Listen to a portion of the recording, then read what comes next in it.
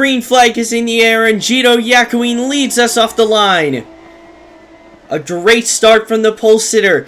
Chris Britza, last weekend's winner, already up to the second spot over Kana Arima, and now already hounding the back end of the 72, who got a bad exit out of turn 1 and through 2. Chris Britza to the lead.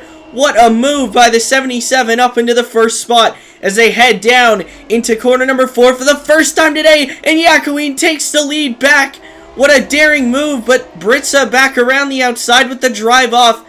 He's going to once again take the lead as they head down the backstretch. What a battle for the lead as they head down into the second hard right-hander. Yakuin around the outside, going to try and make the pass, but the 77 of Chris Britza says no, he takes the lead. Take another look on board with Gito Yakuin off the start. A great start, but once again, really does not get a good exit. You can hear almost the pop sounds like a downshift or something. And right away, the 77 to the back end of him and just gets to the inside. And then watch Yakuin as he goes through the chicane and then sets this one up from so far back. And the 77 sees it coming, leaves him a lane.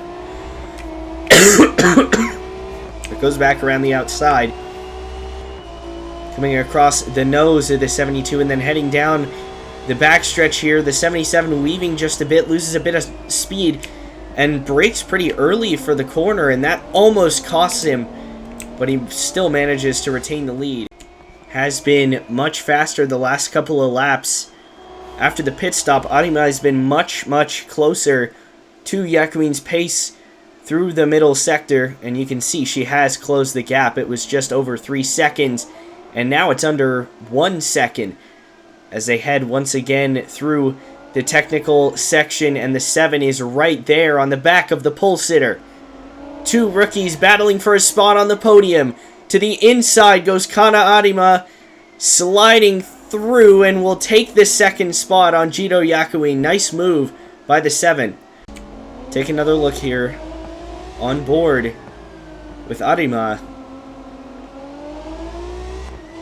Closing up to the back end just a little bit. And then right here, gets the drive off of the corner. Gets to the inside of the 72. And then down into the braking zone. Just able to outbrake Yakuin and gets through into the second spot. Nice job and clean pass by Arima. Oh, and we got one off the track. That's out of 6. And Wakana Gojo off of the racetrack. Looked like he lost the back end of the car. He was battling pretty hard there with Declan Turris up inside the top 10 and is looked to regain the place. Oh, and he's going off the track. Big lockup on that car. I'm wondering if something's not driving right. That's a very uncharacteristic mistake from the driver, the number 4. Had some pretty bad luck as of late, especially since Car Jump Arena. But he manages to drive away from that one. No damage on the car. Let's take a look at it here. Down the backstretch. Down into 6. The tight right-hander. Ooh, and that sounded like a mid-corner upshift, so maybe just tapped the button by mistake. And we're going to continue riding along with him here, just so we can see what happens after this. So he actually doesn't lose a ton of time to Turris and is probably thinking, I could probably get this spot back. And right there, just knows he's carrying too much speed in the corner, doesn't want to go into the gravel trap because that will catch you and lead to a DNF. He manages to save it pretty well there on the runoff road, but not what you want to see there from Wakana Gojo. Look at this. We just talked about it a minute ago. A couple more rookies battling inside for a podium spot, and here comes Kurikawa up the inside. What a move down into corner number 1. The passing zone gave the opportunity, and the driver for Itasha Racing, trying to chase a second championship in a row for the team, has just gone through to take the first spot. But Yakuin, the pole sitter, not wanting to give up another podium as they head down into 3 in a big lockup from the 53 car, but she manages to make it through the corner and takes the 3rd spot. Here's the look on board. The 53 headed down the front stretch. Starts to get the toe a little bit, pulls out to the inside Yakuin is very respectful there, gives her a lot of room. She's able to just sneak through just barely.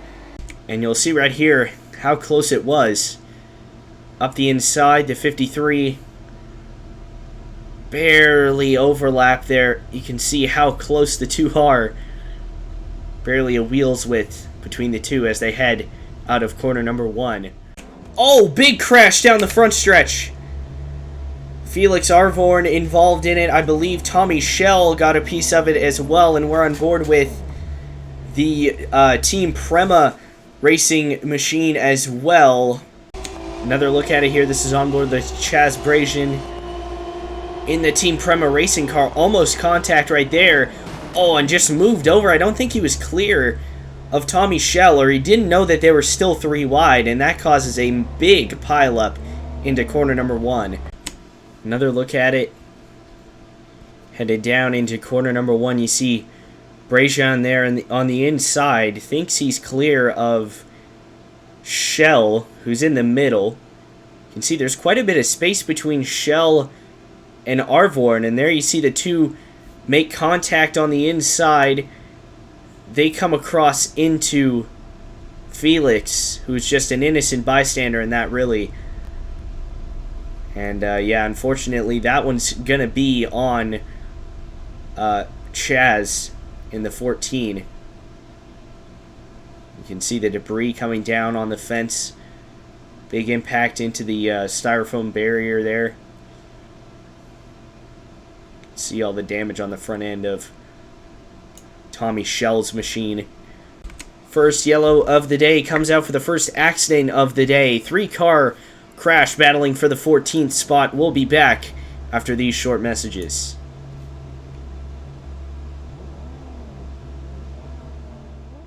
Down and out of those corners. 3 seconds still the gap. Oh, and a big lockup, and off the track goes Mason Drown, who was running up inside the top 12, and he slides off the racetrack. And remember, last weekend he had probably one of the best moments in his career, making an incredible, brave 3-wide pass down the front stretch, and now has gone off the track very similarly to Wakana Gojo earlier in the race. Let's take a look at it here. Yeah, just the same thing. Car starts to move right under braking. A little bit of rear lock, and to save it, he has to go off of the racetrack onto the access road there, which is placed very favorably for these drivers.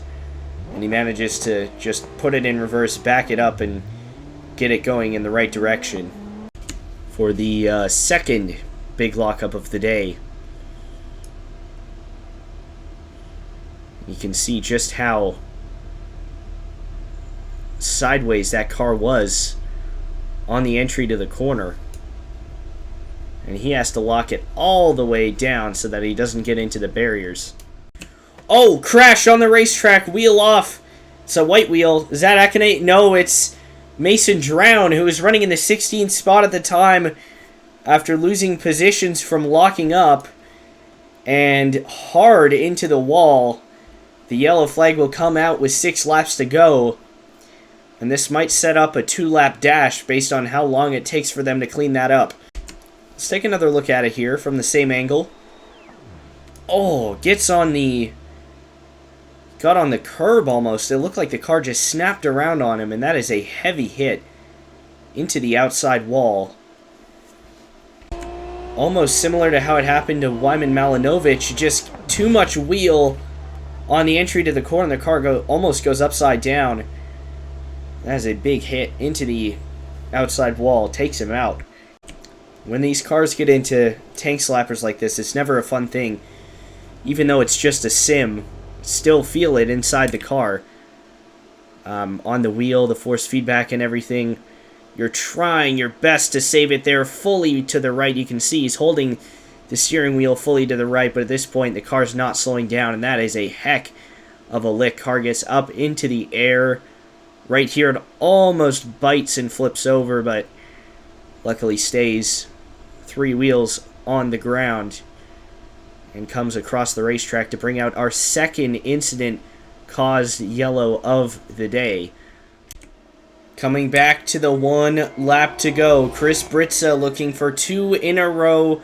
Kana Arima looking for her 3rd win of the season.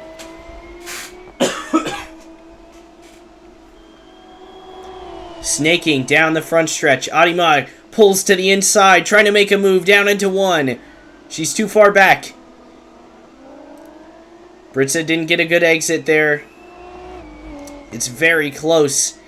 Headed through the chicane. It almost looked like Britza went wide. He did. Here comes the 7. Tries to go to the outside. Not enough momentum. The 77's up and over the curbs as they head down into 3.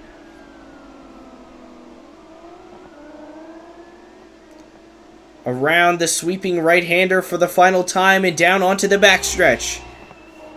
Coming down the backstretch. Oh, big block from the 77. Almost looked like he wasn't clear there, but the 2 make it cleanly down into the second right-hander. And here comes the 7 around the outside. Not enough drive off the corner to complete that pass. A big lockup on the left rear for the 7 car.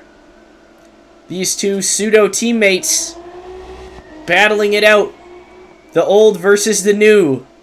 Chris Britza, one of the most accomplished drivers still to be in the BF4 series. The 7 right up behind him as they head up the hill for the final time. Into the double right-hander. The 7 of Kana Arima. Can she pull something out of the final corner? We saw it happen last year. So close, but no cigar. Down the front stretch. Chris Britza, 2 in a row. He wins at Okayama. Oh, and lockup. Oh, and upside down after the flag. Big crash. Britza up and over. For the 2nd time in 4 weeks. Chris Britza upside down after the checkered flag. But this time, he's a little bit more happy as he finishes in the 1st spot.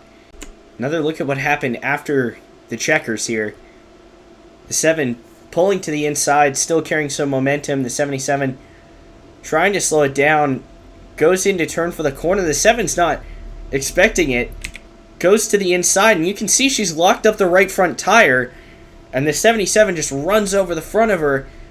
The wheels hook, and the car goes up and over. My goodness, I've never seen a flip that violent after the race before. As it tumbles through the gravel trap in turn number 1. Gosh. A big, big accident. Catapulting the car up into the air. Impacts the barriers upside down with the right rear tire. Or the left rear tire, rather. Comes back down to land right side up. And a spicy end to the race after a dominant performance from Chris Britza.